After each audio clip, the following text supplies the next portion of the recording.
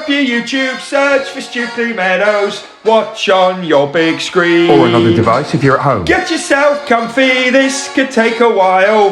What a happy scene. Something new every day for your long-term memory. This is so exciting, it is nearly time for a Stukeley assembly.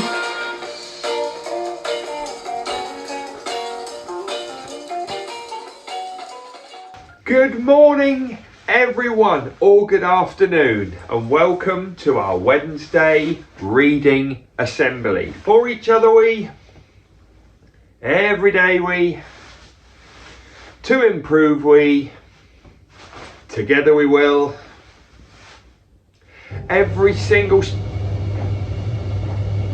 tumble dryer, every single Stukeley day we focus on. Our Stukeley motto is, our Stukeley curriculum is,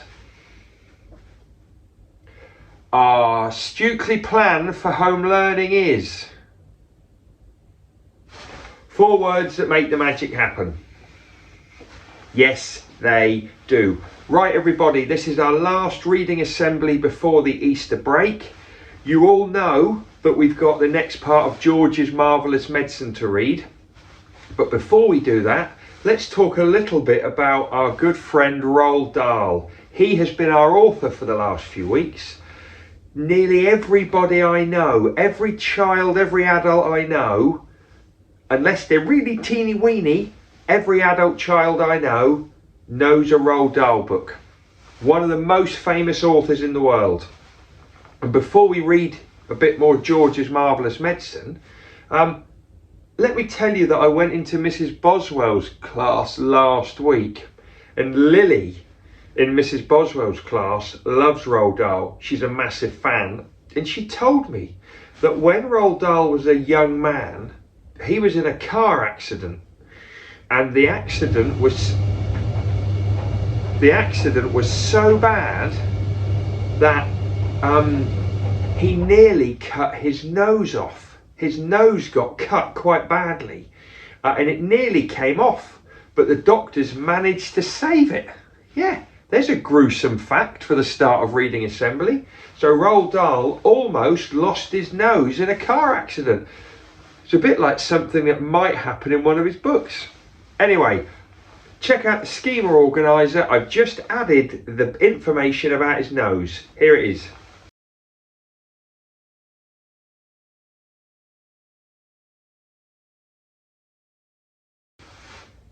Okay, I haven't forgotten about the SEO Trot poem. We are going to keep, practicing that, but I'm going to give you a break for a couple of weeks. Right, we're going to get stuck straight into George's Marvellous Medicine.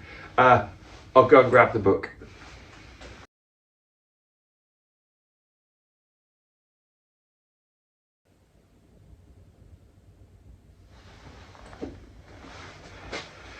Okay, George's Marvellous Medicine.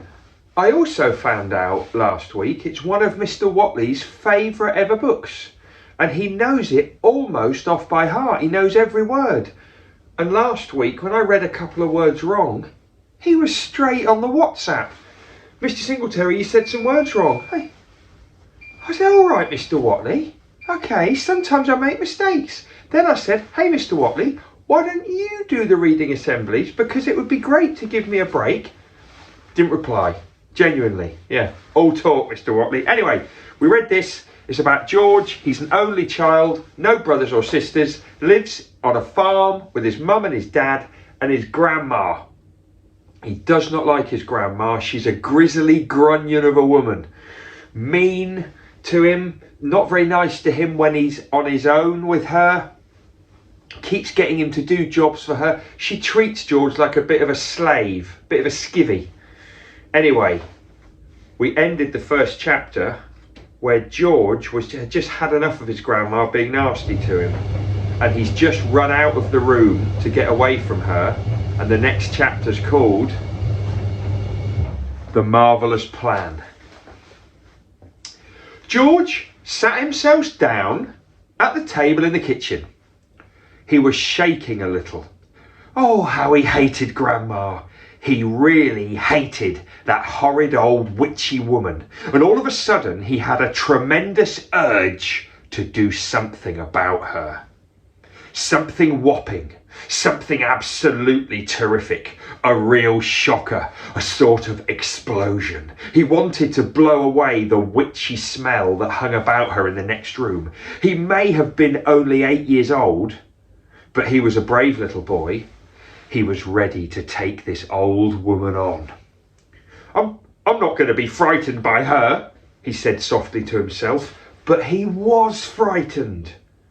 And that's why he wanted to suddenly explode her away. Well, not quite away, but he did want to shake the old woman up a bit. Very well then, what should it be? This whopping, terrific, exploding shocker for Grandma. He would have liked to have put a firework banger under her chair, but he didn't have one. He would have liked to have put a long green snake down the back of a dress, but he didn't have a long green snake. Here are all his ideas, look. He's dreaming them up.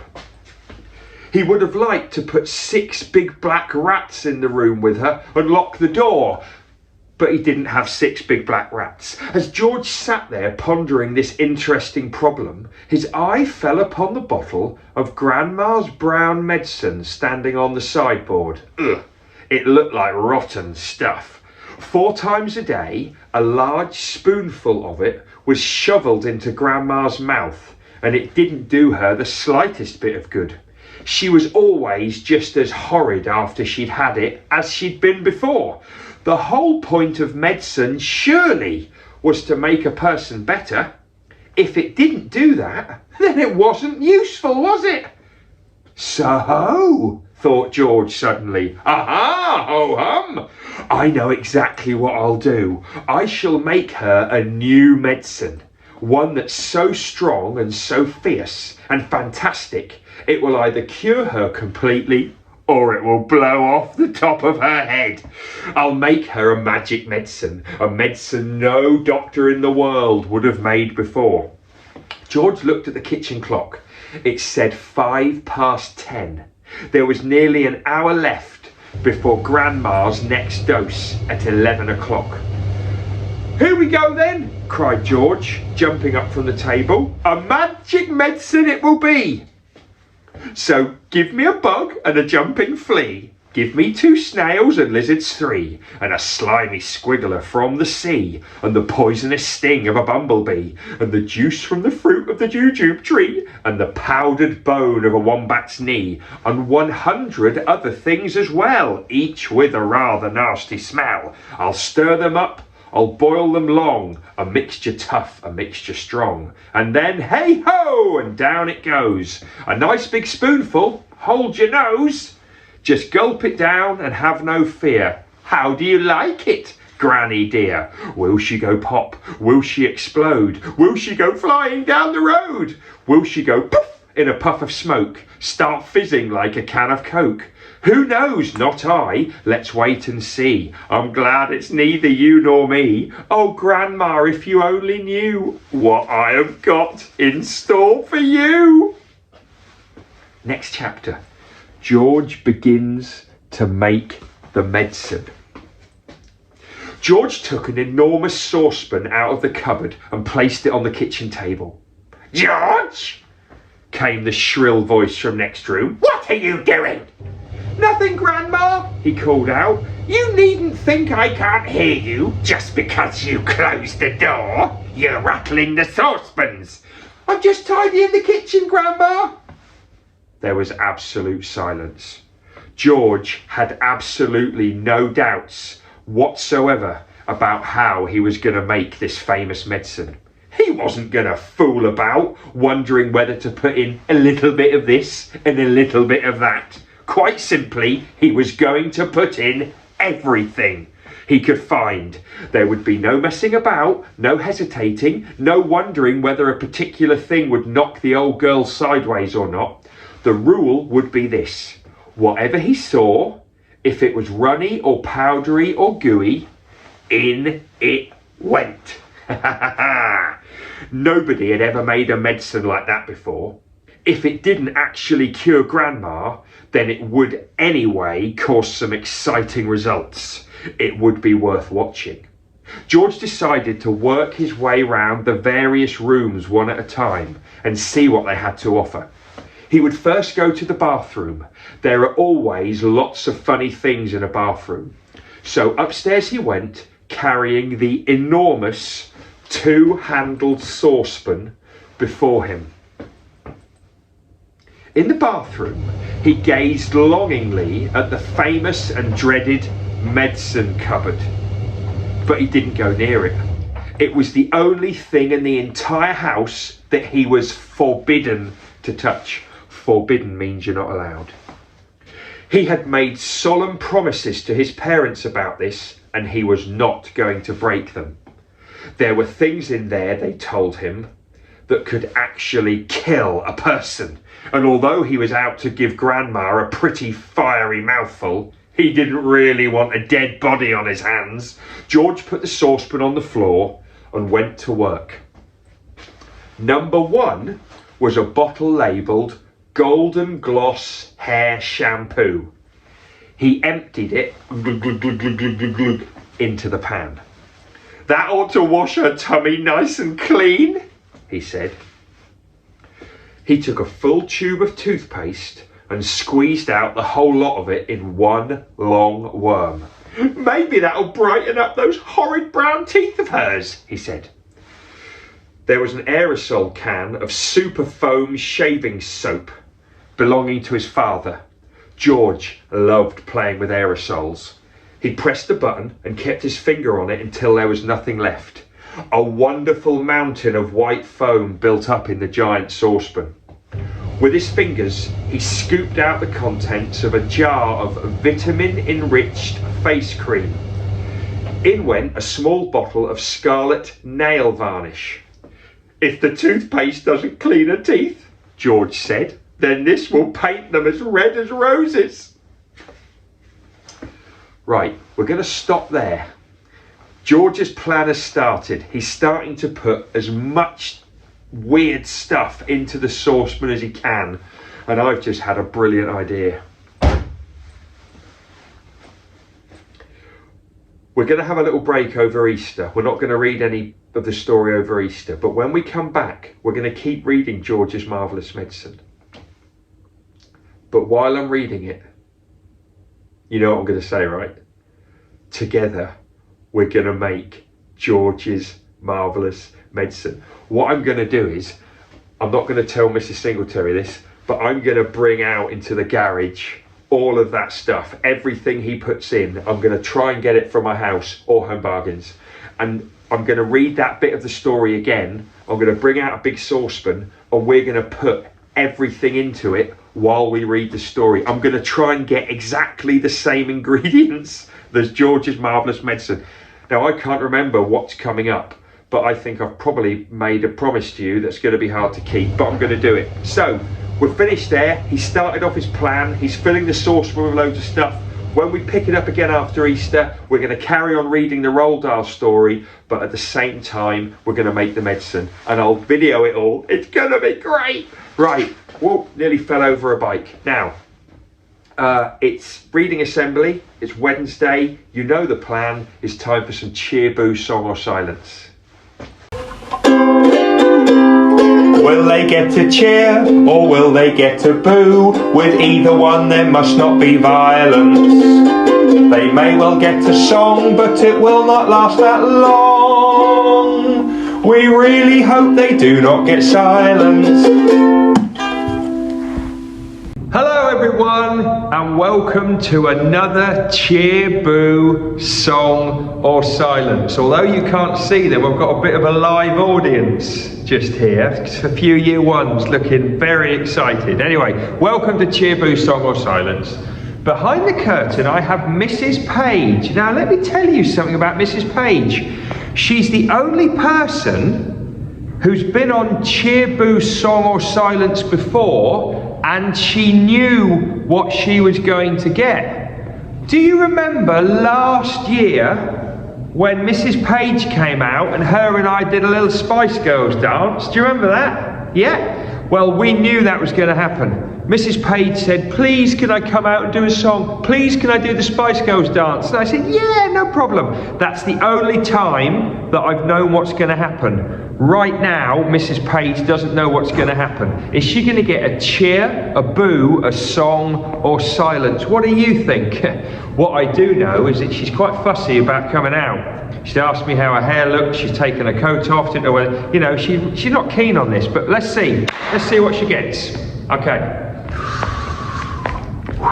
You guys excited? Yeah, they're excited. Okay. Out you come, Mrs. Page!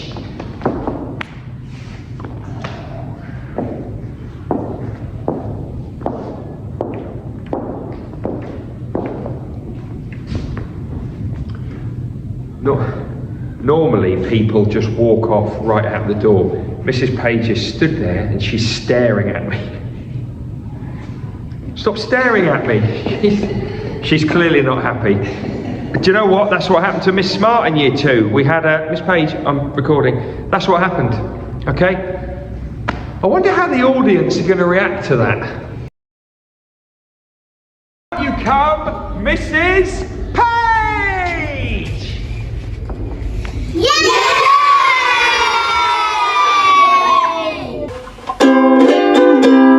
Will they get a cheer or will they get a boo? With either one there must not be violence. They may well get a song, but it will not last that long. We really hope they do not get silence. Whoa. I tell you what, we haven't had much luck in the last few weeks from cheer, boo, song or silence, have we?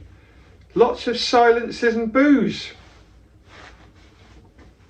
Anyway, unlucky Mrs. Page, and I'm sorry that your class felt like that, but you win some, you lose some. Right, let's do some shout outs to finish. First of all, happy birthday, Jack B in year 2. It's Jack's birthday today. Hope you're having fun in school, Jack, with your friends, and you'll have some family time as well today, as well as over Easter. It's a strange time. It's a birthday you won't forget, but I'm glad that you're able to celebrate it in some way.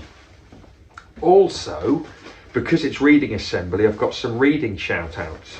I went around school on Monday and Tuesday and I talked to all of your teachers about your reading. Made myself a brand new book. Yeah, where I check your numbots, your rock stars and your reading. I've got some shout outs. First of all, year 3, we've already had Josh as a millionaire a few weeks ago. We've now got Oscar in the same class, also a millionaire. It's a brilliant achievement to get a millionaire in year 3. We hardly ever get them. We had one in year 2 last year, which is unbelievable. And now we're getting them quite early in year 3. I'm so proud of you reading this much, boys and girls that are millionaires. Keep up the great work. Well done, Oscar and Josh. Also, Mrs. Boswell's year 3s, she's told me that this week their sentence writing has been fantastic in their learning logs. Not just remembering to write the sentences, but the quality of the sentences from most children has been excellent. Capitals, full stops, good spelling, Stukeley script, good choices of words. Oh, Mrs. Boswell has been loving it. Well done, year 3s. Really, really proud of you for that. And just to finish, I'm also very proud of Beach class, year 5. When I went and looked at their learning log check, Mrs. Woolner had done the learning log check on Monday. 26 children were in school on Monday, Beach class. 26 learning logs were in school on Monday, Beach class. 26 learning logs had been filled in, all 5 sentences. Absolutely brilliant. Well done, Beach class. There's something for the rest of the school to listen and learn from. Every sentence in, obviously we need to check the sentences, make sure they make sense and they're great handwriting and they're written well, but a great start's to get them all done. Well done, Beach, really pleased. That's it for shout outs. Going to finish with most important 60 seconds. The most important 60 seconds are coming up now. The most important 60 seconds are coming up now.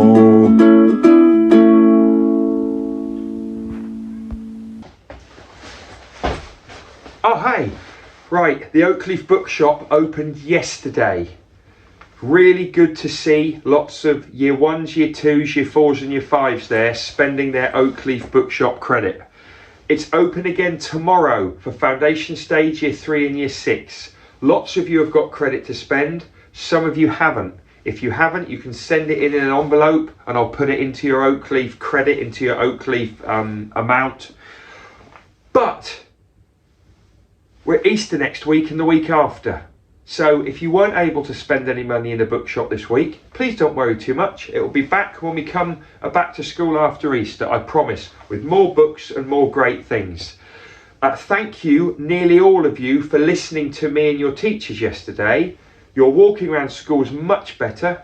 Your behaviour in the dinner hall was much better. And I know that teachers were looking for more working hard, being kind in classrooms.